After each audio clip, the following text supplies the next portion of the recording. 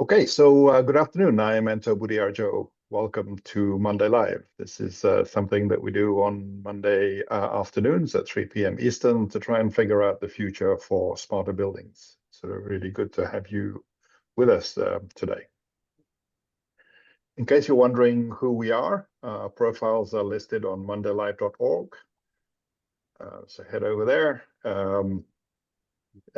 The other thing is that just remember the views expressed here in this hour are personal, not of any company or organization.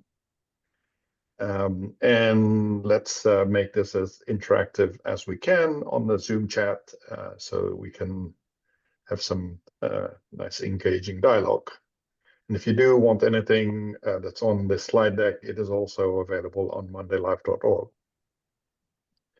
So this being a new month of October, we've decided that we're going to spend the whole month talking about specifying information. So I think this is going to be a really interesting conversation this month. So our agenda for today, normal chit chat about what's going on, and then getting into really sort of about starting to understand really what specifying information is all about. So I think that's going to be really good. But before that, as always, I'm going to hand it over to Ken Sinclair for some news from automated buildings. Ken, over to you. Thanks, Anto. As this was evolving, we ended up calling it October Operational Information.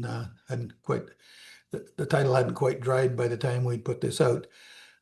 There's a post going around from the past that says the most powerful person in the world is a storyteller. And a guy called Steve Jobs said that.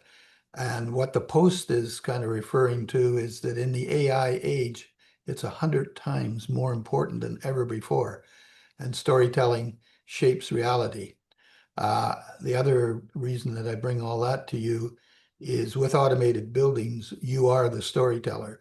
And so we give you a publishing platform that you can go out to people who understand and care about what you're talking about. So a little jab there, but I really do believe that we all are storytellers here, and the power of telling what we see evolving in front of us is very valuable. So let's keep it that. The other thing is Nexus Con is going on in Denver right now as we talk. So some of our folks are involved in that, some of our contributing editors, and a lot of our sponsors are involved in that show. Maybe just while I'm on that, this whole storyteller is not only is storytelling important, it has to be told in several places. And just simply on the screen here, we have the Nexus, then down in the lower corner there, Niagara has got a white paper, and on that we got the smart building going on. And in the corner, we've got our preliminary education sessions for AHR Vegas. So in addition to telling your story, these are all soapboxes in the industry, and to get connected to these soapboxes, it's probably a good idea to get your message on automated buildings. Below the Nexus program, which you can click on and see their complete program when you have a chance, but is our summary of last week's Monday Live, and why fundamentals are non-negotiable for smart buildings. I think that's a good introduction into this month's discussion on information.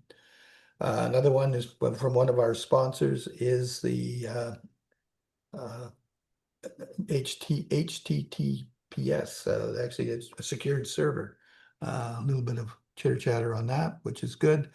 Down at the bottom there, we start to see some education that we all need. Suha is one of our contributing editors, and she's working with LinkedIn, putting together some education sessions. Those are available. Another one, Bill Zito, and he's in his efforts, he's got the ultimate guide to building automation systems, which is an introduction, which is a good one If we've got students that we want to get into our industry, it's a great starting point. And Phil's just been doing an amazing job of educating the industry. And he's part of our part. It's got actually two sessions in our free education sessions in Vegas. So make sure you get that. Another one below that is MSA, and they're showing how to connect legacy systems like Modbus, and they have a webinar on that. And again, as I mentioned, NAGRA has a white paper out on uh, servers, data centers. So you kind of see what's happening is the people are telling their stories, and we are sort of becoming a place to collect all of that. And I'm extremely pleased with the support we're getting from the industry. And thank you very much for all of that. And I think that's about all I got to say. Back to you, Anto. Okay, Ken, thank you. And the storyteller thing is, I agree, extremely powerful. So good that you brought that up. Moving on to Rick. What's going on at C4SB? What's the update for this week? Well, I'm going to go repeat the call for people who want to tell the story of any of the working groups that are happening. One of the ones I've wanted to be able to highlight, and I apologize for not giving a heads up to Doug or Joel or Zara that are all on, would be to talk about what we're going to try and do with digital twins. And how we're going to try and show that the semantic buildings group, formerly known as Tiger Team, that work on semantics and ontologies, how that and specifically our around 223P, how that then feeds into things like making digital twins more readily accessible or easier to compose, or whatever the right way to describe that might be. But one of the key things that we're doing inside of C4SB is we're trying to show that some of these advancements, like the normalization of the semantics, again, by the Tiger Team, uh, makes other work, I won't say easier because it's all really, really complex, but it sets up the additional work to be done in a more open, more standard way. And one of the key ones, and it's exciting, is the what's going on with digital twins. Another one is going to be the development of a So just cyber. hang on, interrupting you, Rick. So Yeah. Doug or Joel or Zara on the call, I see you there.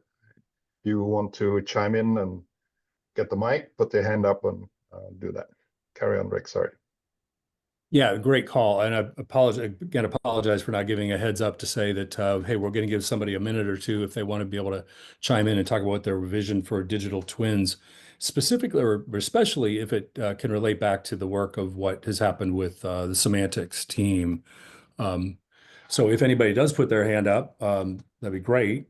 No expectations of somebody chiming in, but I do want to highlight the fact that the goal is to be able to show how some of these working groups um, feed the other ones, and there's Zara's note that she's excited to be involved, and she probably doesn't want to doesn't want to speak, but the work of C4SB and the calendar of the different working groups is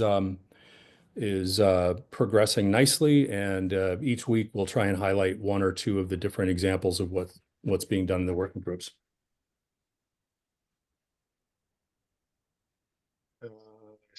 Zara says that she can speak, so I'm going to press the button to say allow her to talk, and you have to unmute yourself. Zara, floor Hi, is all yours. everyone. I apologize. I wasn't sure if you were referring to me. Yes. But yeah, I'm getting up to speed with what both the digital train team and the semantic team are doing, and I'm excited to get more involved and advance it. Um, I'll reach out to Anto to know more about it, to be able to get more involved with it. But I'm really excited about it. Great. We're all excited to have you involved, Zara. I could Thank add something. Oh, sorry. Sorry, Sure. go ahead. Yeah, Zara, we're also on the NIBS Digital Twin Committee, which just started off as well too. So there's several of us on the call, including Cyril, who's online too, that kind of we're cross-pollinating and figuring out the connections. And Zara's leading a group there as well too. Well, it's a really important thing to highlight is that at C4SP, we do want to work collaboratively with the other work that's being done in the industry in different groups. And it's one of the things we have a lot of flexibility to do. So I want to try and highlight that every week that we talk is like, we don't want to have it be perceived that C4SB is the place where important work is being done. We just have a lot of flexibility in how we can highlight the great work that's being done in other places and maybe move it forward, even prod it forward a little bit faster. Doug, you have the mic. Yeah, just be real brief. So, yeah, I'm excited about this as well. I caught up a little off guard just a little bit because I didn't know how far we had progressed with this actually happening. But I worked on a white paper within the Digital Twin Consortium in a work group that I chaired, and that's had an aspect that was, well, actually the paper had contributions from those that were part of Building Smart USA, specifically the airport room. And that then led to kind of a crossover to NIBS because some of those that were in the contributors in Building Smart were also participating on a white paper regarding digital twins in buildings. And that's what led me to Zara. And Zara was the lead, one of the leads on that paper. And there was definitely some alignment on some concepts, Zara, with the system of systems being mentioned multiple times in your paper.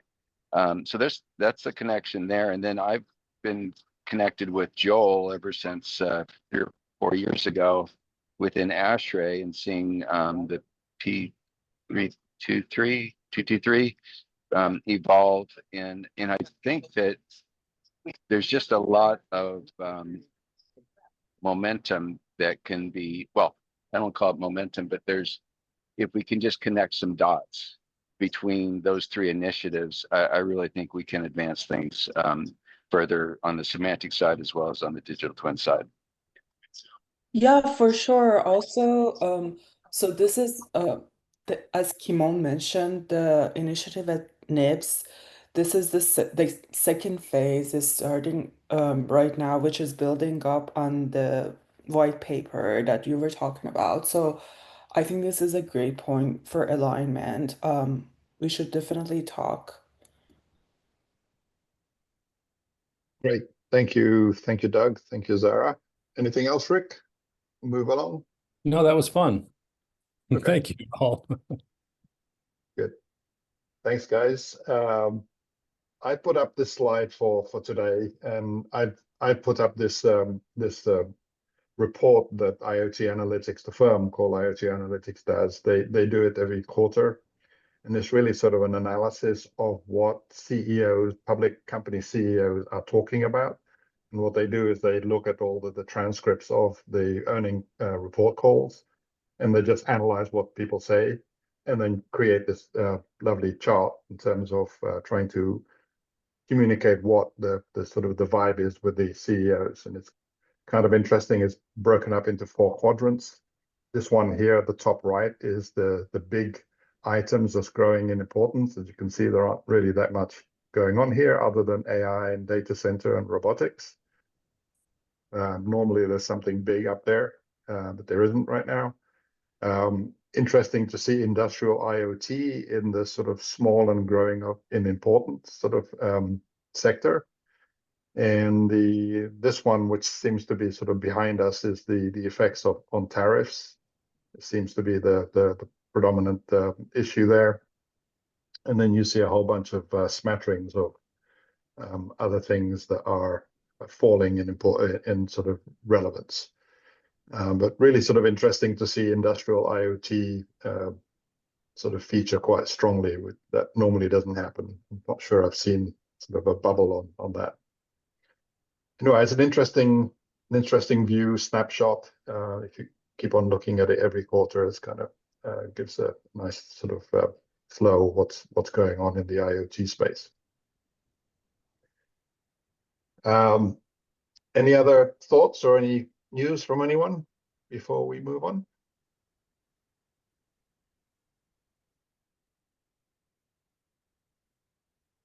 Hearing nothing, we should continue. All right, so specifying information. So what is specifying information? What's that all about? So probably just need to touch on just the word information, because that sometimes trips people up. And this is sort of a definition of information, and there are sort of various sort of variants of this. And this is mainly taken from Wikipedia with a little bit of AI help. So information is a pattern or set of data that, when interpreted, so the interpreted part is really important, has the power to influence, form, or transform other patterns of behavior. So it's the pattern of data that, when received by someone, does something, enables something else to happen. So information is not the data itself, but it's what the data means and the context of the data. So that's really sort of really important sort of differentiation between data and information. And if you have slightly different views of what information is, I'm sure you're going to say if it's important enough, but that's kind of the definition that we want to go with. And the way we want to have this conversation is really around this. So this is the CSI master format divisions. So for those that are not familiar, CSI is the Construction Specifying Institute. I think that's what it stands for. And they created this thing called master format, which is the divisions of the different things that you need to think about when you're building a building. Initially, this had about 20-something divisions, and in early 2000s, they upgraded it to go all the way up to 50. In fact, only 35 of them are populated. The 15 of the numbers are for future expansion. But this is really the 50 or the 35 actual items. And it's kind of interesting because if you look at it, the first 10-ish is really about the basics of the building, right? The concrete and the masonry and the metal, the wood and plastic, the thing that actually makes the building a building. And then the next 10 is really to do with the stuff, the equipment that is in the building. Thank you, Cyril.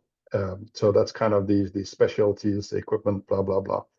And then the next, the sort of the 20 area, the 20s, as it were, is really probably the most familiar to anybody on this call that knows about CSI master format, because they tend to be the electronic systems that are implemented in buildings, as you can see. And division 25 gets a lot of focus because that's where everything is supposed to be integrated. That's kind of the idea of that division. Then you have the 30s, which are really essentially what happens outside of the building and the sort of the surroundings of the buildings. That's the way I think about it. And then what I think is actually very interesting for what we're talking about, since we want to really talk about operations, is the 40s, because the 40s were created there. Obviously, that was part of the update that they did in the early 2000s. But it's really about, it was put there specifically to handle factories and manufacturing facilities. So these are what they call process. And process in this context is like what you do in a factory, the process control system and the process of bringing in materials and controlling them, et cetera, et cetera. So all of that is the 40s, the interconnection, which is how you connect to these different processes, the material handling, the heating and cooling of the processes, and the gas and liquids, et cetera, et cetera. And it kind of made me think that this is not really about the building, but it's actually what happens in the building when it's manufacturing. And part of me says, isn't that what happens even in commercial buildings? That in a manner of speaking, what Tracy deals with Fast food restaurants is really manufacturing food, right? And material processing could be the processing of either the food or the people, right? So there's lots of sort of aspects of in the 40 that I certainly have had no idea about that may or may not be interesting. But anyway, the idea is that these are the different divisions, and I'm going to ask Rick to sort of explain how this gets used, because that's really an important part of it, because this is really the procurement vehicle that most people have to use. And really what we want to do is to think about, if we start to think about information, it's not hard to think that there's actually information about all of these things, not just HVAC, which is typically our focus. There's information about earthworks, there's information about exterior improvements, which is landscaping, and information in all of these different sectors. So how do we start to think about how to bring information from one area into another area, whether it's into or out of HVAC or anything else that we're familiar with? I'm going to ask Rick to explain why this is important from a... Sure. A couple of decades ago, I was introduced to the what were then 20-some divisions, and at that point, I was working for a little company called Johnson Controls, and was told that we fit into the division, what was it, 16 and 17 back then, and I just became fascinated with well, procurement was always one of my areas of focus, because most people think it's really boring, and I was like, but that's how money gets spent, so that's actually pretty interesting. So how do contracts get written? How does procurement happen? How do people buy either new buildings or major renovations, sometimes even small building projects? The concept of delivery and procurement, again, how does somebody get selected? How does somebody get paid? How does some contract get written?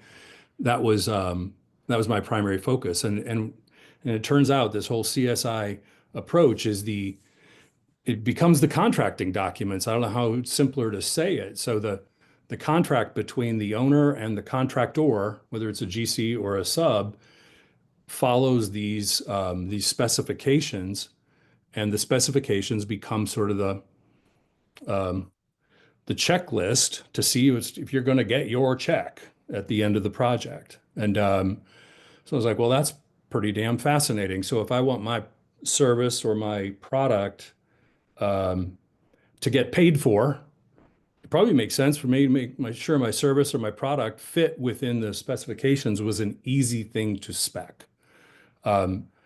So fast forward 20 or so years, and the thought of, hey, we've got these newer technologies, we've got this data-oriented tech. How do I get that paid for by somebody who owns a building? Oh, well, here's an idea. Figure out how to put the technology into the 50 divisions, one of them or multiple of them. And so figure out how to put your tech into one of the divisions. And if you sell HVAC controls, that's going to be in division 23, or at least that's where it always was. So make your product easy to buy, easy to contract, and therefore easy to pay for. Well, again, whether it's new construction or a major retrofit.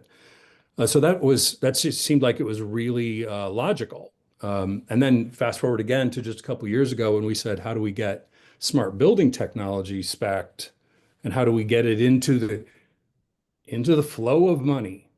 It's like, well, let's specify smart building tech under 25, called it 2525. And we created a specification template for people to say, hey, for an owner to say to the contractor, please contract with people who will deliver smart building solutions that will comply with these requirements because they want to get paid. The frustration has been that 2525 is quite often ignored, and that people will go ahead and they'll do their plumbing, or they'll do their HVAC bid, or they'll do their fire security or whatever bid, and they'll just ignore whatever is written in 25. So again, this is where the specs are written. This is how somebody gets checked out to see whether they complied with the spec. Therefore, they should get paid.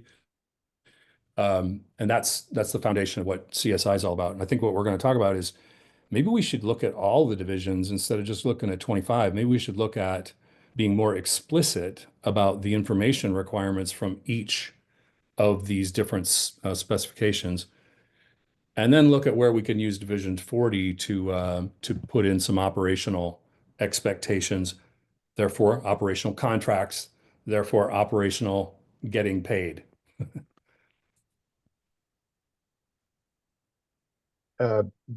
Jim, I know you've spent quite a bit of time thinking about these divisions. Does this make sense?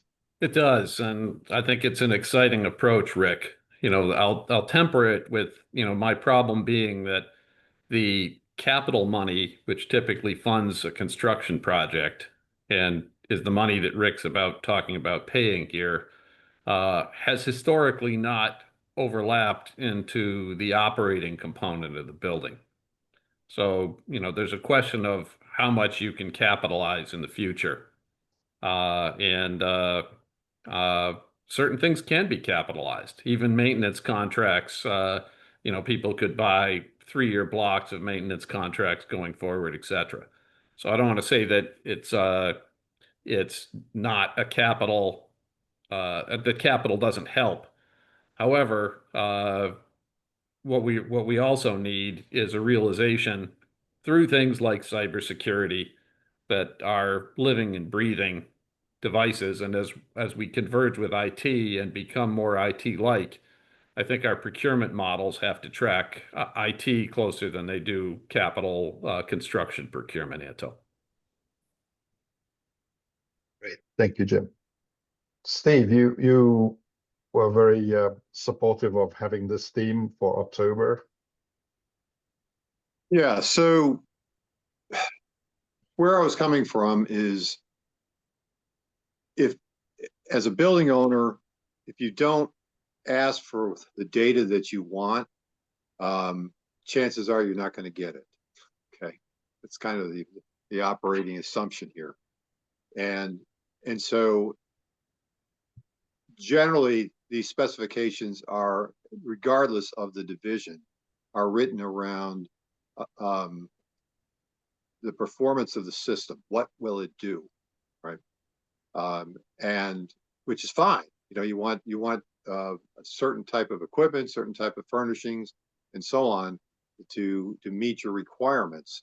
And so that's what you're asking for in the bid documents. In every single case, there's implied information that the building owner at one point or another would like to have easy access to.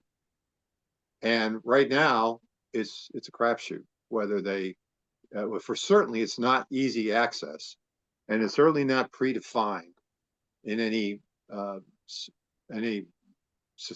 significant way. And so what I'm seeing for this month is an opportunity for us to talk about how should maybe the CSI approach get evolved to where, let's say there was literally you look at, you have some master database for all 35 divisions in which there is a list of required data where I describe the data, give it a name, each item, so that everybody doesn't have to guess at what it is, and then depending on the division, the information would get filled out by the winning contractor into that database. Now, whether they have to do that manually or they can do that with some an automated fashion, but basically get uploaded into this master database. So now the owner has the means by which they have defined the information they feel is going to be valuable. And maybe, and it's certainly arguable that a lot of owners won't even know what data should be valuable, but our group, and if we bring in some of the better consultants and some of the better owners, I think we can really get to, if you will, a master list, like this is a master format. What's the master list of data that should be associated with each and every division? And that becomes our baseline for solving this problem of saying what data should every building have easy access to, such that when it comes time to do, in our case, Division 25, we're not having to go on, a cave exploration, to try to uncover where that data might live. That it's been already predefined. I know the building size. I know the building. I know what the building is constructed of. So if I'm trying to model the dynamics of the building from an HVAC perspective, I actually have the data I'm going to need to do that modeling, right? Because it's been laid out in the early divisions, and you can look at example after example after example where that would be really valuable if this information was there in an easily accessible format for any and all providers of the systems of the various divisions. Rick and I were chatting just before we got on air, and he was looking some of this up, and because I was sort of wondering how would you procure things like CMMS and RWMS type things. Mm-hmm. And what was it that you found? That there was a section in 40.something that specifies 40.06.01. I'm trying to find it as we speak. And I can't find it. Where did I find it? And it was about facilities management, I believe. Isn't that what it was? Facilities management? Yeah, integrated facilities management, it said. Yeah. So right there in the master format of the 50 divisions, and I thought I'd seen it years ago, but the ability to buy the system that will be used for facilities management could be spec'd under Division 40, and I think it was 40.06.01, if I'm not mistaken. I'm trying to pull it up as we speak. But and I'm pretty sure we did that in a couple of projects. Again, back in previous life when I was with Johnson Controls, we would not just use capital money. So yes, traditionally it's capital money that's used, and you can buy 10 years. Sometimes we'd put 30-year contracts into capital budgets, which is nuts, but that's where they had the money. So we'd put a 30-year facility management contract in place, and we'd specify it somewhere. And it looks like what we would specify was in 40. So this is the system that'll be used, and these are the people who will run it. I believe for a while that these contract documents can be used for capital money, and they can also be used for operational money. Yeah. But Rick, that's it's performance and functionally driven. How do I purchase an integrated facility management system? I get it, okay, and there should be a place where that is easy to find, but that doesn't address what I'm bringing up, which is what data does the owner want to have available to that facility management system? And totally where does that data get specified? Totally agree that this group and what we're trying to do with C4SB and other efforts is that we're trying to say, if you want proprietary technology, you can get that list from your vendor, your proprietary vendor. If you want to have a more open approach to facilities management, maintenance management, et cetera, data flow, we're trying to get to a point where we've got the templates for the different workflows, the different use cases that can be just copied and pasted into the appropriate place in the master format. But that's why we're assembling these different working groups of whether it's for digital twins or for cybersecurity or whatever. We're trying to convene those groups to say, here's what the pieces would look like. Right. Come on. Yeah, I'm going to go back onto your information context because it relates to what Rick's talking about now too. But so the context, yes, there could be a master list of owners should have all this type of data delivered to them, right? But then it depends on each owner too. And I could give some use cases. In fact, one was presented at Building Smart the other week for the State Department work that we did. We started there with a facility team and said, what data do you need to maintain and manage down to the asset and the attribute level? And also worked with the building automation systems as well too, essentially starting from the end, saying, what do you need to manage? Okay, air handling units, this, and this. And you create a catalog essentially. And then we took that and put it into the contracts that were given to the architects and engineers and asked for what's called a BIM execution plan, which says, how are you going to deliver this data as you're designing, constructing, installing, delivering to us?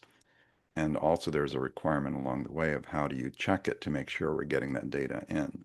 So it's kind of coming from both directions. And Cyril's online too, but he also has tools that essentially do this, that have the asset attributes that you need for air handling units, for example. And they land in the BIM execution plan. So it becomes part of the contract that then gets checked. And the BIM in this case is the context, I think, which is really important, because this is where BIM comes in, because then you could say, if you're going to put an air handling unit and deliver it to us, we need to know that it's on the roof, or or the pump is on the first floor in this room. So that context of location, and it could be very simple, actually. It doesn't have to be the full-blown model, just saying, where are you landing this stuff? And where are the attributes relating to that?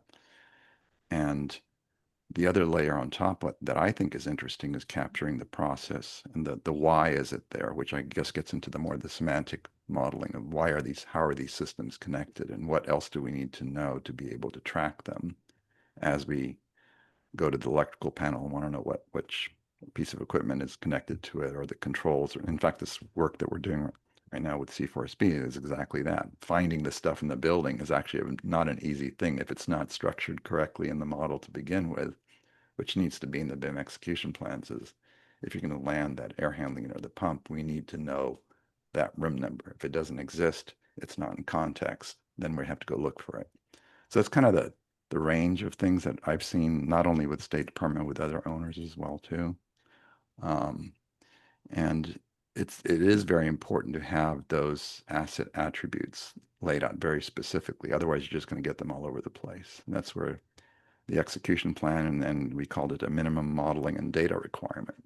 So the model being the model of the building, the model of the piece of equipment, the data associated with it, the relationships between equipment. You can keep on going and going and going, but if you have that in a machine readable format, then you can give it to the contractors that are delivering it, and you can use that to check it against what you have as an owner, and you embed it in the contract, into the specifications, into the standards and the requirements, and sample templates, even saying, here's our sample. So it's kind of a combination of those things. That's what we're seeing. So, come on, I'm curious, in the example of the air handler, because we all have good understanding of what's involved there. The location of the air handler, what floor it's on, and in what room or space. Do you feel that's the responsibility of the consulting engineer to specify that? Is it the response, or should it be the general contractor or the mechanical contractor? Who in your mind should define that? I mean, at a consulting engineering level, the design documents can show that, but in practice, when it actually gets deployed, there may be changes that occurred. So, right? Absolutely. So I'm just wondering, some data, like the data that goes into the control system, that's going to be, in all likelihood, the automation contractor who's going to know that the best, right? Yeah. But the location, as an example, and attributes of the amount of airflow that the system's capable of, things of that sort, would tend to be more on the mechanical side, not the controls folks. Yeah, we actually went through that quite a bit. So conceptually, at the very beginning of the project, when you're just doing ideas and schematics, you still Yeah. have a floor plan of some sort. And you say, I have a pump in this room, in room 101, right? Or I have an Right. air handler up here. So that location, this is actually a BIM standard with Mhm. IFC and Kobe and everything, but you have to have some kind of location saying, I'm in this room. It doesn't mean it's going to always stay in the room. Somebody might move it later on. The installer might say, well, it Yeah, was right. engineered here, but I'm going to put it over here. As soon as you do that, that room number, that context changes. And that's a part of the requirement. If you don't show us the location, we reject the submittal. It's just right off the bat. We don't even look at anything else. If there's no location, it doesn't exist. Right. So that can happen all along the way, including finally somebody that's going on site and saying, well, I'm going to change this from here to here. That ID has to be related back to the model that you can find the context and move it. And it's going to be constantly shifting as you get commissioning going, installing, and then even renovations, or even taking that piece of equipment and putting it back. It's all relating to that context and location.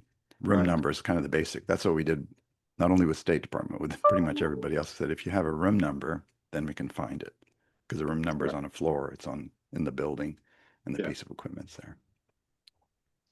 But the idea of us talking about specifying information is to be generic about it. So yes, well, your examples are absolutely great in terms of where things are spot on. But isn't the idea, and I'm going to go back to Steve for a bit, isn't the idea of talking about specifying information trying to define what generic things has to be specified? And I think one thing that's come up is location. Location's an important thing. So you should, as part of the specification of something that exists, there needs to be a location. Those kinds of rules. Is that not what we're trying to sort of figure out here?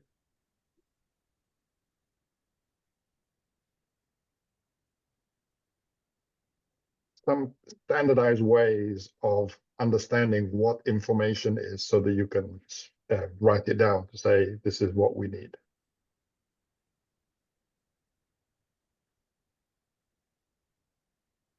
Yeah, I think it's the information location, just one layer, and there's other layers of information, right? You can have a list of equipment with no location, but then as soon as you put it in location, then it's in context and you can check it. Right. So information about a piece of equipment without location is incomplete, and therefore it's not as useful as information with location. Yeah, it should be rejected. In fact, we would reject it. And from the owner, in the contract for the owner, we would say, if you send us a list of equipment and there's no location, we don't even look at anything else. That's a reject until you put a location to it, unless it's sitting out on a truck and it's not been installed yet, and then it's in the truck. But as soon as it hits the site, there is a location.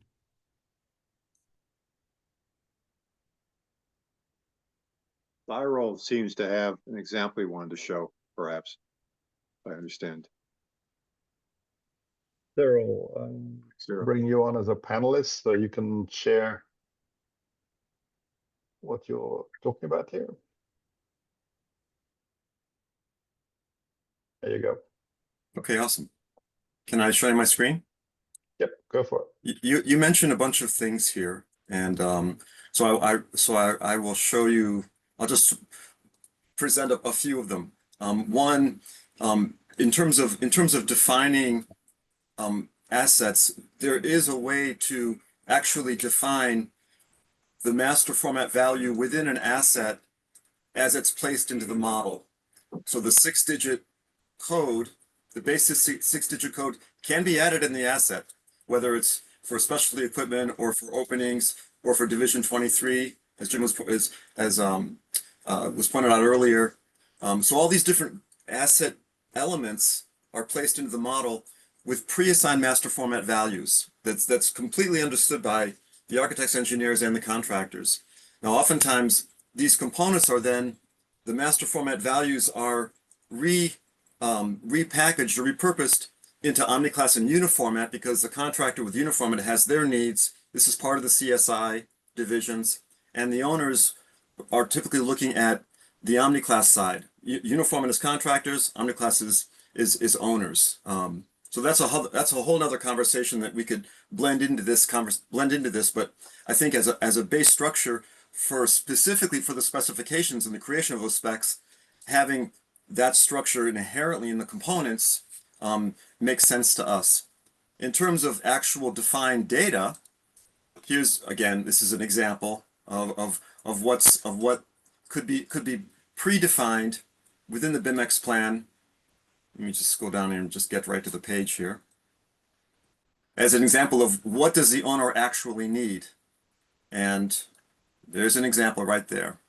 So depending on, if I can zoom in, depending on who's doing the work, here you have, we call it level of data information, LODI.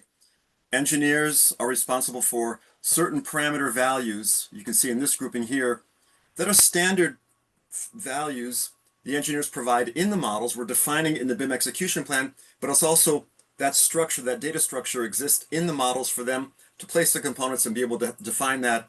And then from the contractor and subcontractor, we call it LODI 400, which is manufacturing information. Again, it's an example. And LODI 500, operations and maintenance data, as an example. We're defining it in the BIM execution plan, and it's being provided to the teams for them to just simply place this air handling unit and fill in the data, fill in the values, you know, within the model itself. And the owner can then have a mechanism to actually check, as Kumon was mentioning before, to validate the models to make sure are these values being filled in the models. In essence, we're taking values like Kobe and sticking it into the model, saying we want this to be live in the model itself. And if the subcontractor is not using Revit, they can output the Excel file, they can output the schedule to Excel, and then bring it back into the model once it's filled in. And of course, the various asset types, there are, you know, air terminals and duct silencers and all kinds of different asset types with predefined parameters within them. So it's an example of what this might look like.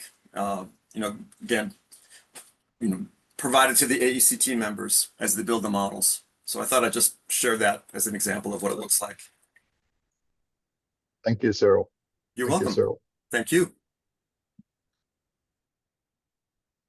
How does that relate to what we're talking about in terms of specifying information so that you can do other things, you can do operational things? I'd love to get other people's thoughts.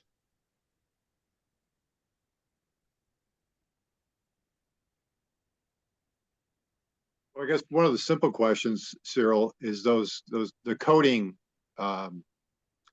methodology. Typically, you know, like on the air handler example you had, there were some standard, I'll call them input-output values, you know, whether it's Right. temperatures, set points, etc. And generally what a controls contractor is going to do is then say, well, I got to provide that information. Then they make up a point name that's unique to them, right? So the generic definition that you had suddenly becomes proprietary, and now it can become a challenge for somebody else to discover what's there. So what Right. are your thoughts in that regard? So our perspective is that we're not trying to use the model to operate the building.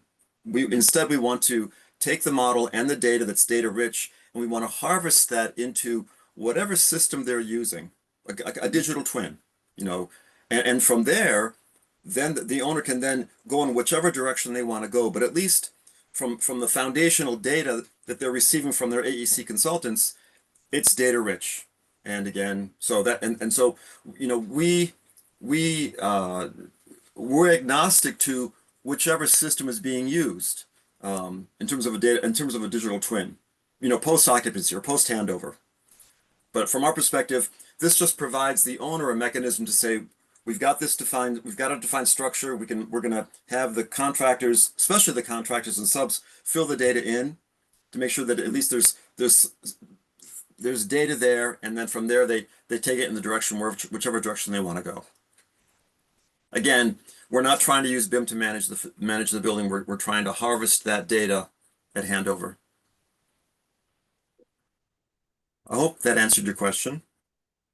Yeah, I'm trying to, for the panel here, for the panelists to start thinking through how with that as a start, how do I then take this information and make it operationally useful? In other words, Right. I can import it into my control system, whatever it is, or I can Sure. access it, I can read it, I can write to it, because that's the next step in the process. So, you know, Right. some data is going to be static, you know, like the number of floors in the building, right? It's not going to change, but so much of it is going to be the opposite of that. It's going to be changing regularly, and yet I agree. I want an easy mechanism by which I can ask for the information and then discover it, like you said, generic, irrespective of the company that deployed it, right? Right. Right. So that's what I want to see us start to talk through, is how that transition would occur. We're actually I- testing some of that in the C4SB work with this particular model that Cyril's even showing. So if you create a Okay. semantic model of that in RDF that says, here's all the equipment that is ready for additional point data to come to, and you have a semantic model, then you can add to that. So it doesn't necessarily have to be in the BIM tool at that point. Then you have a Right. semantic model. So you Cool. see all the points. You say, I see the air handling unit of the pump, and I have 10 other points that get attached to that air handling unit. So that could be outside of the model, but it's still related to that semantic model, to the ID of the space, to be able to find that space. But you're not carrying the whole luggage with you. Exactly. And And that's some active work that's happening right now, actually. right. And I also think that we want to be sure not to confuse putting operational data in the BIM model.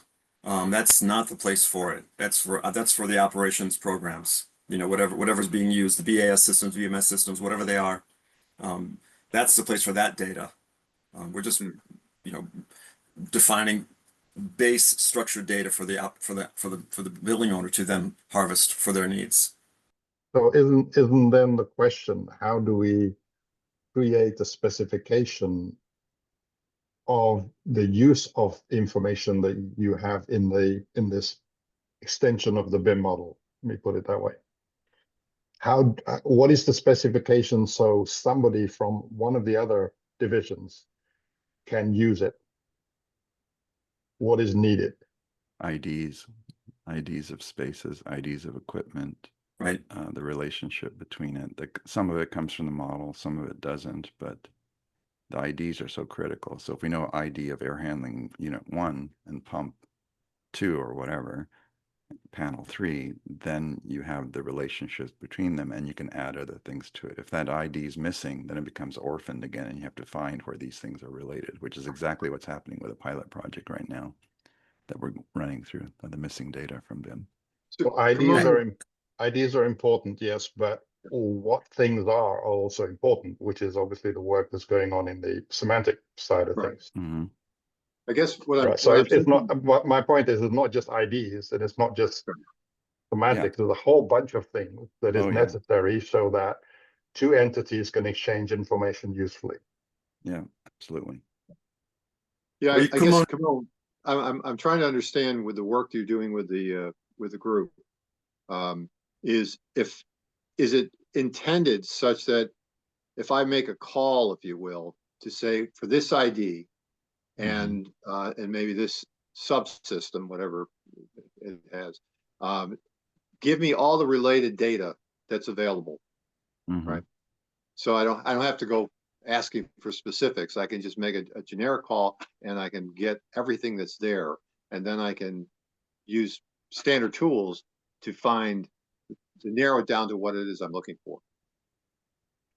Yeah, you would say, I only want to know about this air handling unit. Tell me everything that's connected to that, including the physical space, the panel that shuts it off, the room that the zone that it supports with ASHRAE 223P, domain areas and all that. So that's kind of, you start drilling in from the point that you're looking at, and then it could spread out to what else is connected to it. Yeah, that's good. Yeah, if it does that, I think that's fantastic. Yeah, that's the work that we've been doing with Kimon on taking this aspects of this model that you saw a second ago, and not only listing the assets and the data attached to them, but the relationships of all these different pieces. How does a panel board connect to the receptacles? How does a panel board connect to receptacles and electrical equipment, or an air handling unit with flow to diffusers and a thermometer and a you know, whatever the components are, the system is being recognized within this translation into this digital twin. So it's not just the assets and the data, it's the actual relationships of all these different components coming from BIM into the digital twin. And ASHRAE And then 223P, that's where we're doing exactly working with Paris too, directly exactly. with this. So that's Yeah. basically So the as same we're model. starting to wrap up, Jim, Tracy, you've both been very quiet. A lot of this is a little out of my bailiwick. I was thinking and kind of listening along, and thinking about when we start applying two things: controls data, and we touched on that quite a bit, but the other thing is other systems. Everything we talked about today still seem to be very HVAC centric. And when a building is specified, and especially, you know, you led off the whole session talking about those new process sections, all the stuff that goes into a building that now wants to connect to a building automation system needs to be considered in there. And then when it comes to BIM, you know, you have things like in hospitals where a lot of the equipment is portable and moved all over the place. So location is a whole different concept there from that standpoint. So there's a lot left to explore is kind of my takeaway from this. I'll second Tracy's point in that this stuff is great, and it will certainly aid and abet a lot of what we've been working on over the years. But if we're looking at broader value propositions, you know, the question is if we look down into individual vertical markets, they have their own ontologies, they have their own naming systems, they have their own traditions. And, you know, the question is how broadly can we look? And, you know, getting back to Simon Sinek, what is the why? What is the overall value proposition that we're doing this for? And I think if we start at that point and drill down, that will inform us as to where those other silos of information get interesting, or other silos of data that we can bring together to create information. But you know what we've been talking about here with BIM, you know, is very exciting and long overdue for our own backyard, or things that are quite close to our problem set. But I'm also interested in, you know, how we can get further afield in terms of value creation.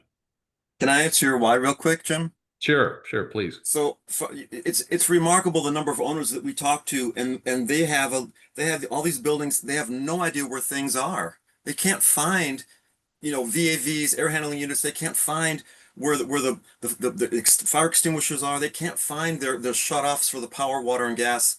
What we're suggesting is that the best people to create the location of all these different assets, even if you just find the locations of them, that's a huge step forward. And if we can define that structure as these models are built, then the handover allows at least the owner to find the asset so they can actually manage it. Because if you can't find the asset, you can't manage it.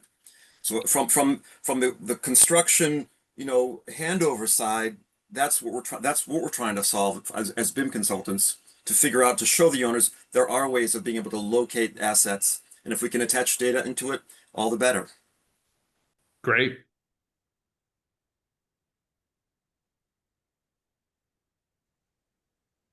Rick, you want to wrap this up? Well, sure. What has been fun is to be able to get so many different people with so much different domain experience together around certain projects and problems, like what Steve is talking about is like, well, what data? And keep on saying, where is it? It's been really fun to convene and get people to come together and realize that there's some gaps we got to figure out.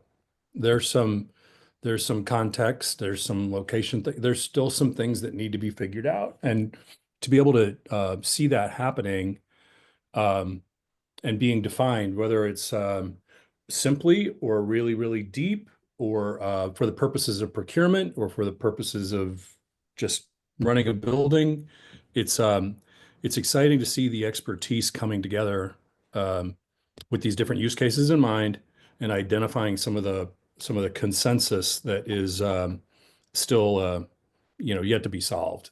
And I do think that the use cases get easier to define, easier to solve if you have all these all these experts that are contributing to the conversation and to the solution. It's exciting. Great, thank you, Rick. Thanks, Cyril, for your contribution, and Doug and Zara as well. Thank you, Anto. And everybody for being here. Hope you all have a great week, and we'll be back next Monday to continue this conversation on specifying information. So, Thank you. till then, bye all. Bye-bye. Bye. Thank you.